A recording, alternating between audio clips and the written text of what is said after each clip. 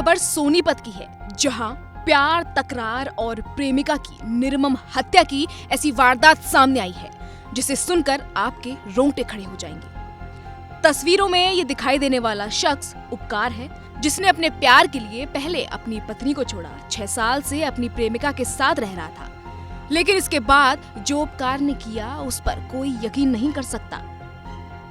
उपकार ने घर के कलेश के चलते अपनी प्रेमिका सरिता को पहले चाकुओं से गोदकर मौत के घाट उतारा और इतने से भी तसल्ली नहीं मिली तो फिर घर में आग लगा दी ताकि सरिता के शव को जलाया जा सके। लेकिन पड़ोसियों ने आग की सूचना पुलिस को दे दी और पुलिस को सरिता का जला हुआ शव मिला, जिसके बाद पुलिस ने शव को कब्जे में लेकर शव का पोस्टमार्टम करवाकर मामले में उचित तरीके से जांच शुरू कर दी थी। मिली जानकारी के मुताबिक पंजाब के जुरकपुर निवासी त्रिशला ने 26 अक्टूबर को सोनीपत के सिविल लाइन थाना में शिकायत दी थी कि उनकी बहन सरिता की शादी साल 2004 में कपिल से हुई थी। सरिता को कपिल से एक बेटी भी है।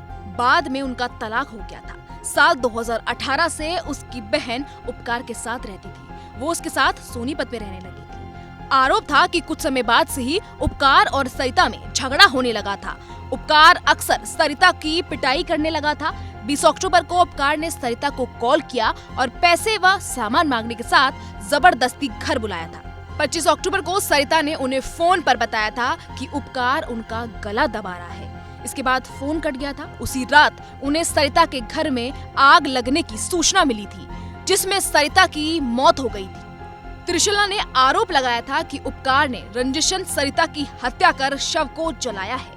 पुलिस ने उपकार के खिलाफ मुकदमा दर्ज कर जांच भी शुरू कर दी। मामले में क्राइम यूनिट गन्नौर के प्रभारी मनीष कुमार ने बताया कि उपकार नाम के शख्स को गिरफ्तार किया गया है। सोनीपत की सिविल लाइन थाना के अंदर ऋषि नगर में उपकार शर्मा ने पहले सरिता नाम की महिला की हत्या की, चाकू गोदकर मौत के घाट उतारा और फिर एक मकान में आग भी लगा दी। किया है क्या पूरा मामला? इसका हमने एक उपकार शर्मा नाम के आरोपी को गिरफ्तार किया, जिसने सिविल लाइन थाना के एरिया में ऋषि नगर में अपनी पत्नी को जला के मार दिया था। चाकू से चोटें मारी जिसने। क्या कारण था, क्यों मारा था?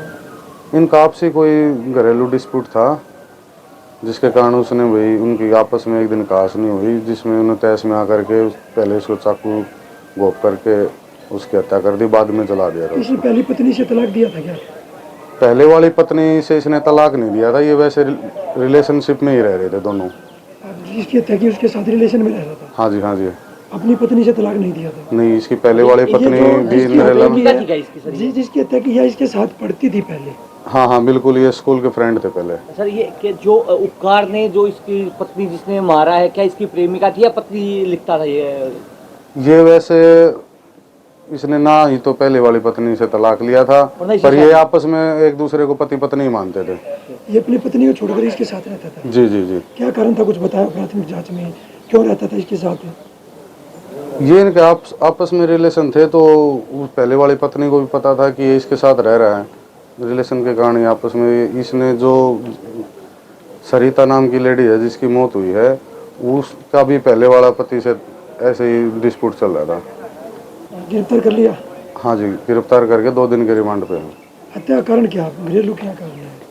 इस बात का अभी तक कोई साफ क्लियर हमारी इन्वेस्टिगेशन में आया नहीं है। हाँ, घर में ही डिस्प्यूट चल रहे थे इनके आपस में। सरिता और उपकार एक दूसरे के साथ रिलेशनशिप में रह रहे थे। सरिता कॉलेज में शिक्षिका थी और ये एक दूसरे को स्कूल टाइम से जानते थे। उपकार ने अपनी पहली पत्नी को भी तलाक नहीं दिया था, बगैर तलाक के इसके साथ रह रहा था। अब आरोपी को कोर्ट में पेश कर 2 दिन रिमांड पर लिया है। फिलहाल इस रिपोर्ट में इतना ही। बाकी तमाम खबरों के लिए देखते रहिए एबीपी लाइव। ये खास रिपोर्ट थी खुशी चौधरी की।